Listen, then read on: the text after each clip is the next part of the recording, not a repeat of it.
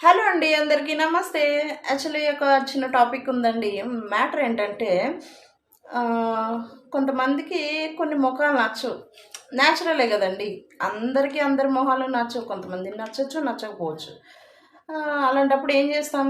మనకి ఇష్టమైన వాళ్ళని తలుచుకోకుండా ఉంటాం, ఇష్టం లేకపోతే తలుచుకోకుండా ఉంటాం, వాళ్ళకి కాల్ చేయం, కంప్లీట్ అవాయిడ్ చేయాలని చెప్పి చూస్తాం. ఎందుకంటే మన మనశ్శాంతి అనేది పోకూడదు అని చెప్పేసి.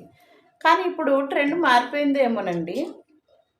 ఇప్పుడు నచ్చకపోతే ఏం చేస్తున్నారంటే వాళ్ళ రీల్సే చూడడం, వాళ్ళని సబ్స్క్రైబ్ చేయడం, వాళ్ళ రీల్స్ మళ్ళీ వీళ్ళు చేయడం, వాళ్ళు చేసిన రీల్స్ వీళ్ళు చేయడం, ఇలా నడుస్తుందండి ట్రెండ్.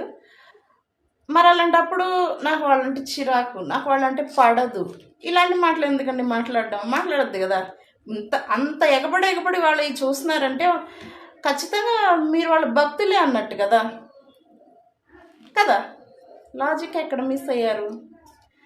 నాకైతే అలాంటి క్యాండిడేట్స్ తారసి పడుతూనే ఉంటారండి.